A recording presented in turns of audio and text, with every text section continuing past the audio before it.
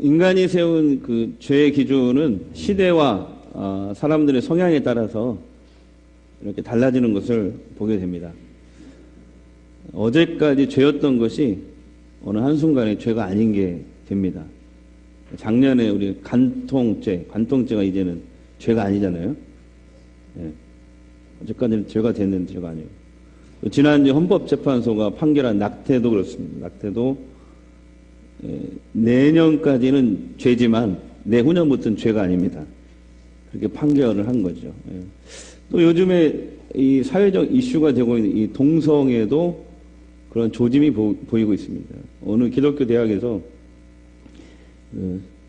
총장님이 이 동성애자는 올해부터 19년부터는 우리 학교 신입생을 받지 않겠다. 그렇게 했다가 국가인권위원회에 시정 조치를 받았다고 합니다. 근데 이 총장님은 끝까지 내가 버티겠다. 뭐 이렇게 신문에 대문짝만하게 나왔더라고요. 그래서 사람들은 그동안에 이 동성애가 가정과 사회를 파괴하는 그런 죄라고 인식했습니다. 그러나 이제는 차별 없는 세상을 만들기 위해서 동성애는 더 이상 죄가 아니고 이건 개인의 성향으로 받아들여야 된다라는 인식 변화가 점점 확산되어져 가고 있는 것입니다. 그렇다면 여러분, 우리 그리스도인들은 어느 기준을 따라 살아야 할까요? 문제는 인간이 세운 이 죄의 기준이 하나님의 말씀과 하나님이 세운 죄의 기준과 합할 때는 갈등이 없어요. 문제가 안 되는데 이것이 다를 때는 우리에게 너무나 큰 혼란을 준다는 것이죠. 오늘 세상은 죄의 기준이 수시로 바뀌고 있습니다. 이것이 우리 그리스도인들에게 더욱 큰 혼란을 주고 있는 것입니다. 인간 이성을 중시하는 이 계몽주의, 합리주의, 어떻게 보면 이 대표적인 철학자, 그 유명한 철학자, 그 칸트라는 사람, 여러분 아시죠? 배워서 아시죠? 칸트는 그런 얘기를 했어요. 17세기. 인간의 자유의지는 얼마든지 스스로 충분한 선을 선택할 수 있고 선을 행할 수 있다. 이렇게 주장을 했어요. 그런데 이게 100년이 안 돼서 이게 인류는 19세기를 거치면서 이런 인간 이성에 대한 기대와 환상이 완전히 무너져 버립니다. 왜냐면은 사람은 교육을 잘 시키면 이 계몽주의를 통해서 이제 여러 가지 계몽주의 속에서 인간 이성이 어떤 학습이나 교육을 통해서 얼마든지 선한 존재로 바뀌어줄 수 있다. 이렇게 기대를 가졌는데 교육을 많이 받은 인간이 하는 짓이 뭐였냐면 바로 1차, 2차 세계대전을 이 세계대전쟁이라는 것을 거치면서 그러면서 사람들이 그때 보여준 대학살, 그 얼마나 인간이 잔혹한 존재인지를 보면서 인간 스스로 깨닫게 된 거죠. 여럿이 무너진 것이죠. 인간이 세운 이 죄의 기준은 이랬다 저랬다 수시로 바뀌거나 모호합니다. 그러나 우리 그리스도인들은 누구입니까? 그리스도인의 정체성이 뭐예요? 바로 세상의 기준과 방식에 따라 사는 사람들이 아니라 하나님의 말씀과 하나님 나라 방식과 기준을 따라 사는 사람들이 우리 그리스도인인 줄 믿습니다. 네. 그리스도인들은 하나님의 뜻과 말씀에 맞게 생각하고 결정하고 행동해야 되는 것입니다. 그렇다면 이 성경에서 말하는 죄가 뭐냐? 성경에서 말하는 죄는 제가 정리를 해왔습니다. 하마르티아, 다 같이 하마르티아.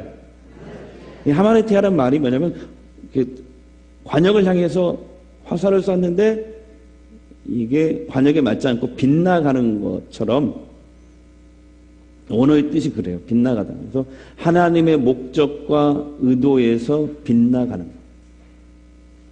그러니까 하나님께서 나에게 원하시는 그 자리, 그 사명의 자리에 서 있어야 되는데 거기에 서 있지 않는 것. 좀 문제죠. 하나님의 말씀에서 벗어나는 것. 하나님 말씀에 불순종하는 것. 이게 원죄, 죄의 뿌리, 죄의 본질입니다.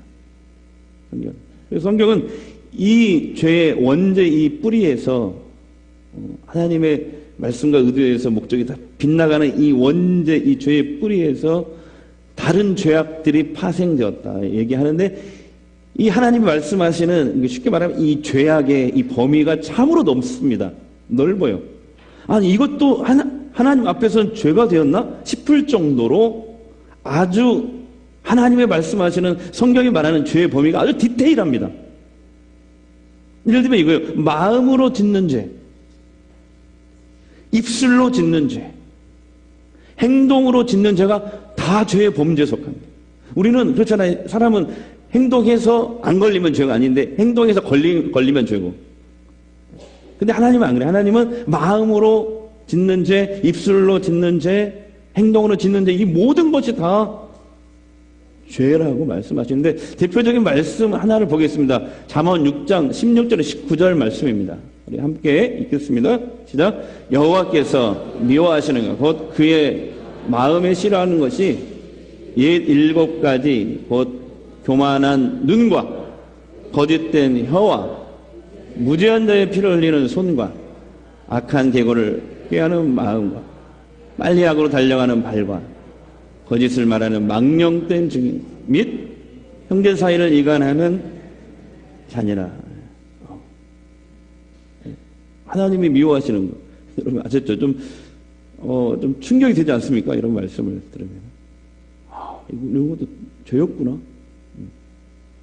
근데 또 성경이 말하는 죄인의 심각성에 대해 성경이 많이 얘기하는데, 죄의 심각성뿐만 아니라 죄인의 심각성. 죄인의 심각성이 뭔지 아십니까? 그게 죄인의 심각성. 죄가 죄인 줄 모르는 것.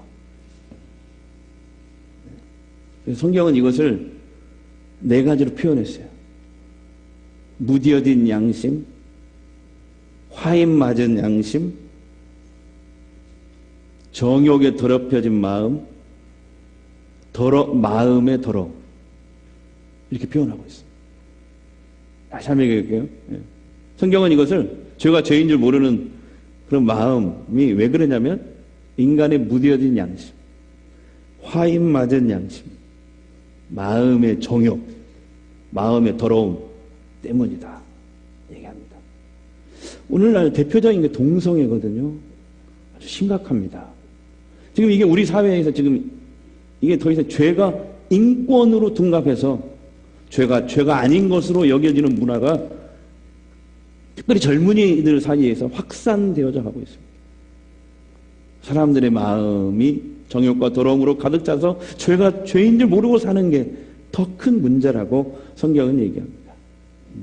하나님은 인간의 모든 불행과 절망 그리고 죽음의 원인이 바로 인간의 죄 때문이라고 말씀하십니다. 죄의 삭은 사망이다. 이렇게 말씀하시면서 이 죄로 인해서 이 죄의 결과가 얼마나 심각한지를 하나님이 아주 강조하고 계셔요. 우리는 그냥 죄를 그냥 아무렇지 않게 그냥 생각하고 그냥 뭐 이렇게 판단하고 죄였다 아니었다 하지만 하나님은 그렇지 않아요. 하나님은 이 죄에 대해서 굉장하게 심각하게 생각을 하죠. 죄를 반드시 벌하셔야 되고요, 하나님은. 그리고 죄의 대가를 요구하세요. 그 죄의 대가가 뭐예요? 죽음입니다. 죽음. 죄의 삭은 사망. 그러니까 죄를 지으면은 그 죄를 지은 사람이 죽든지 아니면 누군가 대신 죽든지 반드시 하나님은 죄에 대한 대가를 죽음으로 요구를 하시거든요.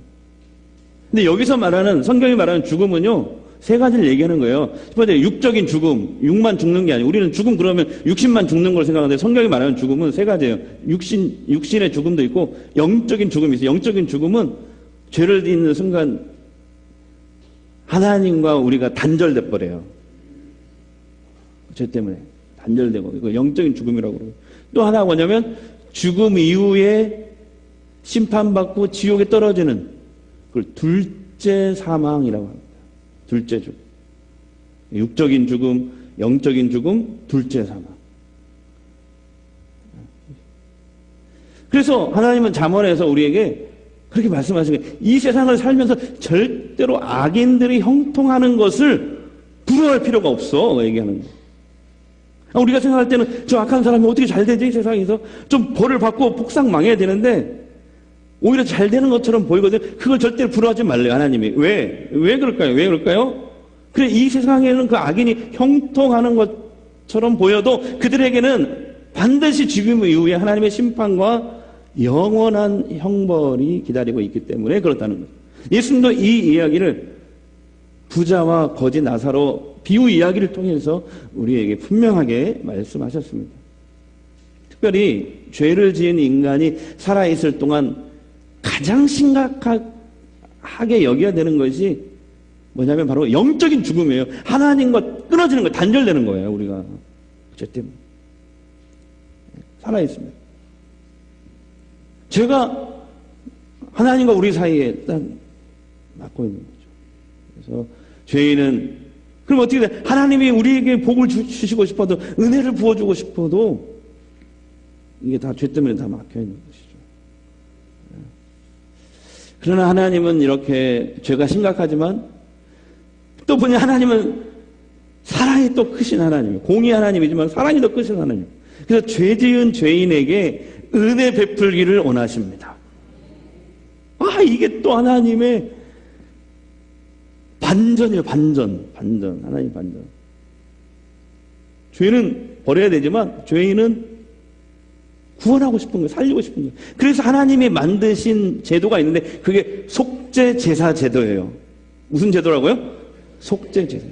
지금 오늘 제가 이 고난 주간을 맞이해서 예수님이 왜 십자가에서 죽으시는 것이 죄인을 살리는 방법인지 그 원리를 지금 성경을 통해서 말씀드리려고 하는 거예요.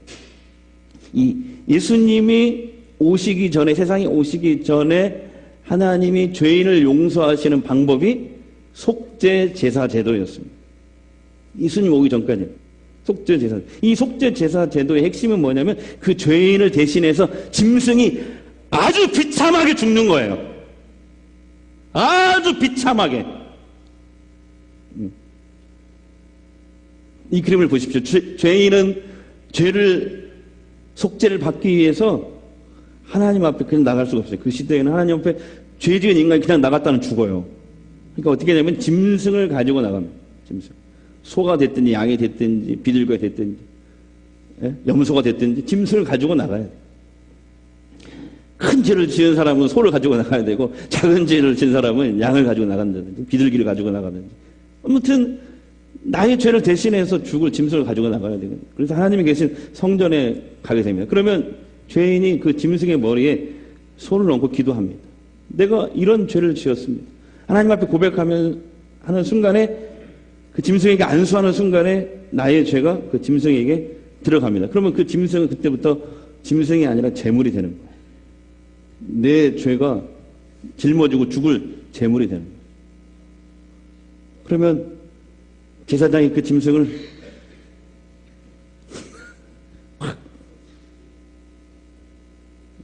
한번 상상해 보세요. 그 피를 대접에 탁 받아냅니다. 한 방울 쏟지 않아요.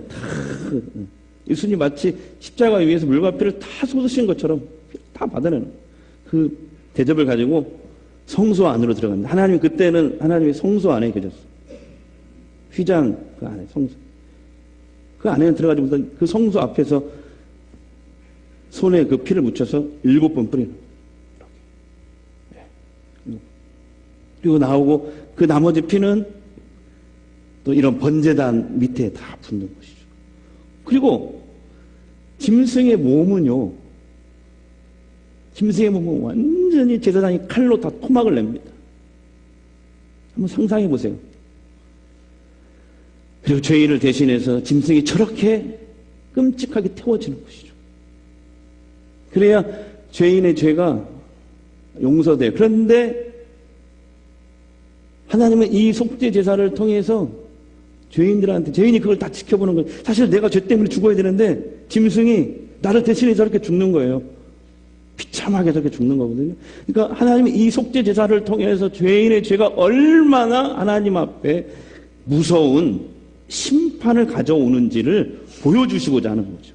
그걸 다 보면서 내가 사실 저렇게 죽어야 되는데 짐승이 대신 죽는 걸 하면서 막 눈물을 흘리겠죠. 근데 여러분, 짐승의 제사는 불완전한 제사예요. 이거 일회용이에요, 일회용. 불완전해. 또 죄를 지면 또 짐승을 가지고 또 나와야 돼. 하나님 앞에. 그래서 짐승을 통한 속죄는 온전한 속죄가 아니에요. 그래서 하나님은 때가 되어 죄인인 우리에게 더 이상 짐승의 제사가 속죄가 필요 없는 온전한 속죄 방법을 주셨습니다. 그게 바로 예수 그리스도를 통한 속죄입니다. 예수 그리스도를 통한 속죄입니다. 하나님이 죄인인 인간에게 온전한 죄사함을 주시기 위해서 직접 하나님이신 그분이, 창조주이신 그분이 직접 인간의 몸을 입고 세상에 뛰어드신 거예요. 하나님이 뛰어드신 거예요. 인간이 되셔서. 그분이 누구예요? 예수 그리스도이십니다. 하나님이 죄인인 인간을 대신해서 벌을 받으려고 하나님이 세상 창조주이신 하나님이, 뭐가 부족해서 그 하나님이 인간의 몸을 입고 오셔서 우리를 대신해서, 인류를 대신해 모든 죄를 다 짊어지고 십자가에서 죽으시고 피를 다 쏟으시고 죽으신 것입니다. 하나님이 우리의 죄를 얼마나 심각하게 여기셨으면 직접 그 창조주이신 하나님이 인간의 몸을 입고 세상에 오셔서 우리를 대신해서 십자가에서 그 이렇게 처절하게 죽을 수밖에 없으셨겠습니까? 우리는 죄를 아무렇게나 생각하지만 하나님은 너무나 심각하게 여기시는 것이죠. 하나님은 죄를 이렇게 심각하게 여기시고 죄를 무섭게 처리하시는 것입니다. 변찮는 주님의 사랑과 거룩한 모연의 공로를 우리 다 찬양을 합시다. 주님을 만나볼 때까지. 예수는 우리를 깨끗게 하십니다. 깨끗게 하시는 주시니 그의 피 우리를 눈보다 더 희게 한 십자가 단단히 붙잡고 십자가 단단히 붙잡 날마다 이기며 나가네. 날마다 이기며 나가세. 머리에 면류관 쓰고 주 앞에 찬양할 때가 주 앞에 찬양할 때가 예수는 우리를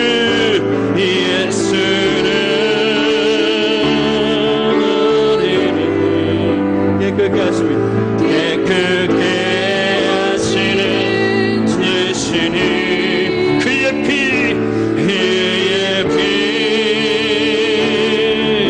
우리를 눈보다 더 이게 하셨네. 눈보다 더 이게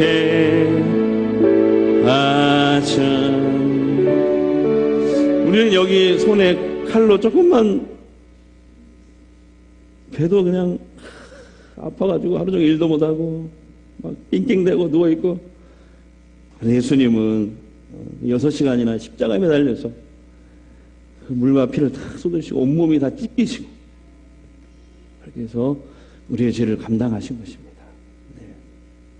오늘 성경 말씀에서 사도 바울은 그래서 그리스도인들이 이 세상의 죄의 문화에 물들지 않고 살기 위해서 엔크리스토의 삶을 살아야 된다.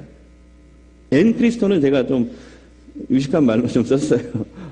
좀 흥미를 가지라고. 엔크리스토는 쉽게 말해서 주 안에서의 삶, 예수 그리스도의 안에서 4절과 7절에 계속 강조하고 있어요. 엔크리스토, 큐리오, 엔크리스토 예수. 주 안에서 삶을 살아야지. 이 빌립보 교회가 당시에 그랬어요. 빌립보라는 지역 자체가 2000년 전에 로마의 휴양 도시에 있어요. 그러니까 성적으로 타락하고 동성애가 있고 각종 우상들이 난무하는 그 속에서 빌립보 고인들은 어려움을 당할 수밖에 없어요. 신앙생활 하는데 엄청난 어려움. 로마의 핍박이 있었죠. 유대교에 또 방해가 있었죠. 이런 어려움 속에서 세상 문화에 휩쓸리지 않고 그들이 사도 바울이 2차 전도 여행 때 유럽을 전도하는데 자기네들은 못 먹고 못 살아도 선교 헌금은 항상 보내는 이런 교회였어요. 사도 바울이 이 빌립보 교인들을 칭찬을 하면서 이렇게 얘기를 하는 거예요. 엔 그리스도의 삶을 계속 사십시오. 이 빌립보 도시의 죄의 문화에 물들지 말고 엔 그리스도의 삶을 살아야 된다. 강조하는데 엔 그리스도의 삶, 주 안에서 그리스도 안에서 사는 삶이란 뭐냐면 이거예요. 항상 예수 그리스도를 의지하고 성령 충만하여 성령의 인도함을 받고 하나님의 말씀과 뜻에 합당하게 살아가는 것. 이것이 엔 그리스도의 삶이에요. 다시 말합니다. 엔 그리스도 삶, 주 안에서 삶, 엔 그리스도 안에서 살아. 그 예수 그리스도를 의지하고 성령 충만하여 성령의 인도하심을 받아 하나님의 말씀과 뜻에 합당하게 살아요.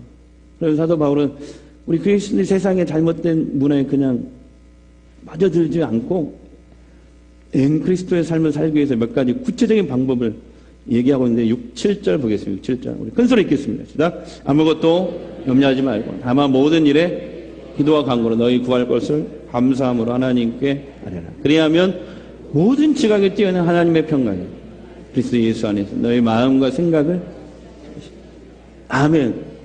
하나님께 감사함으로 기도해라.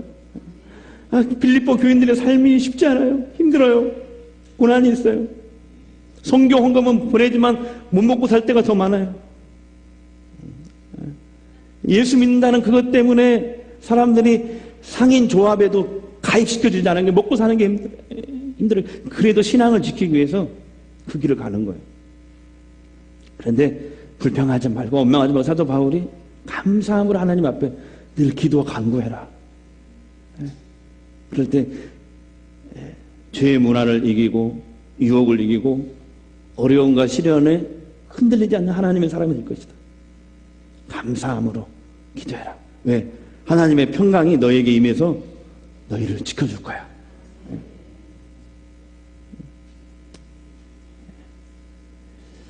여러분, 하나님의 평강이 오늘 이 시간에 저 여러분에게도 부어지길 바랍니다. 하나님의 평강이 부어져야 돼요. 그래야 이길 수 있어요. 사람의 생각 가만히 놔두면요, 그냥 가만히 놔두면 사탄의 공격과 죄의 유혹에 쉽게 물들어버리고 넘어져 버려요. 그런 성향을 갖고 있어요, 우리가. 그러나 하나님께 늘 감사의 기도를 통해서 하나님의 평강이 우리에게 부어지면 죄도 이길 수 있고 유혹도 이길 수 있고 어려움도 능히 이길 수 있다는 겁니다. 하나님의 평강이 이 시간에 여러분 각 사람 위에 부어지시길 바랍니다. 두 번째 8절 읽습니다. 시작. 끝으로 형제들아 무엇이든지 참되며 무엇이든지 경건하며 무엇이든지 옳으며 무엇이든지 정결하며 무엇이든지 사랑받을 만하며 무엇이든지 칭찬 무슨 덕이 있든지 무슨 기름이 있든지 이것들을 생각하라. 그래서 사도 바울이 정말 빌립보 교인들이 정말 이 삶 자체가 쉽지 않아요. 예수 믿는 것 때문에 쉽지 않아요. 죄의 유혹이 있죠. 믿기 때문에 로마의 핍박이 있죠. 믿기 때문에 장사도 못해요. 끼워주질 않으니까 조합에.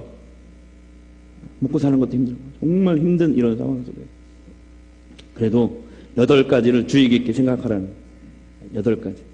항상 말과 행동을 할 때 어떤 일을 결정하고 행동할 때 이 8가지를 꼭 깊이 있게 생각하라는 말은 이 하가다라는 뜻이에요.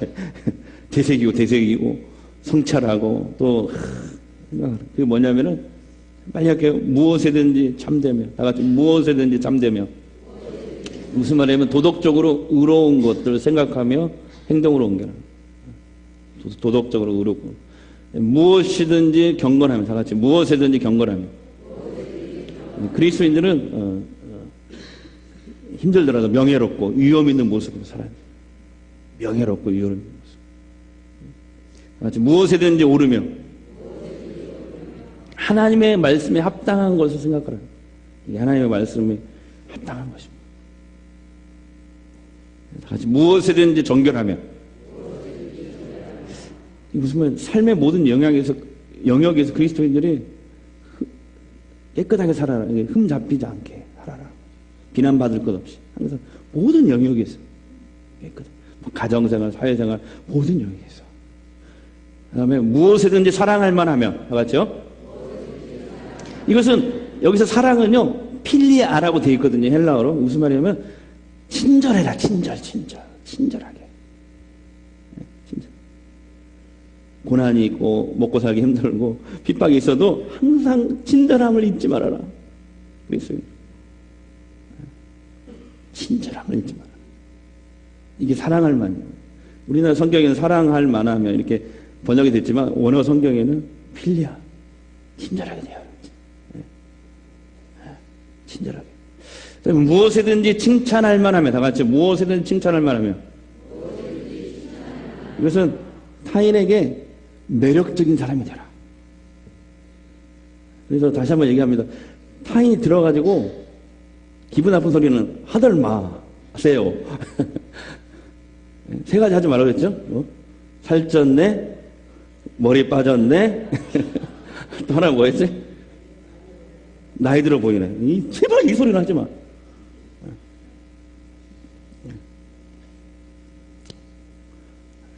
누가 이렇게 권사님 머리 하고 오면은, 권사님 한 달은 젊어 보이십니다. 예를 들어서 이렇게 얘기를 하더라도, 그 다음에 무슨 덕이 있든지, 이 덕은요, 뭐냐면, 그리스도인들은 세상에 살면서 안 믿는 사람보다 더 탁월한 도덕성을 가지고 살아야 한다는 거예요. 탁월한 도덕성. 다른 사람들이 막 간통이 죄가 아니라고 하니까 막 다 바람 피더라도 우리는 그러면 되나 안 되나? 죄잖아요. 그런 건 예를 들면. 그다음에 무슨 기림이 있대. 기림이란 말은 하나님께 칭찬을 받아야 한다는 뜻이에요. 하나님께 칭찬받는 저 여러분 되기를 바랍니다. 하나님께 칭찬을 받으려면 다른 거 없어요. 믿음으로 사는 자는 하늘 위 칭찬받겠네. 무슨 일을 만나든지 만사에 통하리라. 믿음으로 사는 자 하늘 칭찬 받겠네.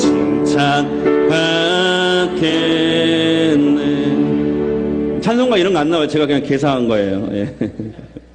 마지막 9절 보겠습니다. 시작. 너희는 내게 배우고 받고 듣고 본 바를 행하라. 그리하면 평강의 하나님이 너희와 함께 계시리라. 하나님의 말씀을 듣지만 말고 이것을 배운 것을 행동으로 옮겨라. 실천하라. 그러면 평강의 하나님이 함께 하신대요. 평강의 하나님이 함께 하신다는 것은 하나님이 여러분을 도와주셔서 두려움과 걱정, 근심이 사라지게 해주시겠다는 거예요. 네. 평강의 하나님이 오늘 시간에 여러분과 함께 하시기를 바랍니다. 그렇습니다. 세상 사람들의 죄의 기준은 수시로 바뀝니다. 그래서 우리에게 혼란을 주지만 여러분 우리는 엔 크리스토 주 안의 삶을 끝까지 고수하시는 저와 여러분 되기를 바랍니다. 네. 오직 예수 안에서 엔 크리스토의 삶을 살아가야 됩니다. 하나님의 뜻에 맞게 생각하고 결정하고 판단하고 행동해야 합니다. 이게 하나님의 백성이에요. 여러분 여기서 크게 아멘하세요. 하나님이 아니라고 하면 아닌 것입니다. 하나님이 그렇다고 하면 그런 것입니다. 됐죠? 내일부터 금요일까지 고난주간이에요. 이 고난주간에 우리 심각한 모든 죄 문제를 십자가에서 물과 피를 다 쏟으시고 몸을 다 찢겨서 죽을 때까지 우리 죄 문제를 해결해 주신 우리 예수 그리스도에게 감사하며 기도하는 시간 됐으면 좋겠고, 우리에게 구원과 영생을 선물로 주신 예수님을 묵상하며 회개의 기도를 드릴 수 있는 그런 시간들이 됐으면 좋겠습니다. 또 금요일 날은 가능하신 분들 하루 금식하면서 그리스도의 고난에 동참하시고 금요일 8시에는 또 성금요 예배 나오셔서 우리가 함께 예수님의 2000년 전에 예수님의 십자가의 그날 저녁을 우리가 함께 생각하며 기도하는 시간 갔으면 좋겠습니다. 기도하겠습니다. 하나님의 은혜를 감사드립니다. 예수 그리스도로 이 세상에 오셔서 우리 죄악을 대신하여 십자가 위에서 대속하여 주신 주님의 사랑과 은혜를 찬송합니다. 세상 사람들은 죄의 기준이 수시로 바뀌고 있지만 우리는 예수 그리스도 안에 살게 하옵소서. 엔 그리스도 안에 살아야 된다. 사도 바울의 이 권면이 오늘 나에게 들린 하나님의 음성을 들려지게 하옵소서. 하나님 말씀을 따르고 성령의 인도하심을 받고 예수님을 더욱 닮아가는 삶을 살게 하옵소서. 한 주간 고난주간이 시작됩니다. 이 기간 동안 우리 성도들이 자신을 하나님의 말씀 앞에 바로 세우고 회개와 기도로 나아가게 하옵소서. 예수님의 이름으로 기도합니다.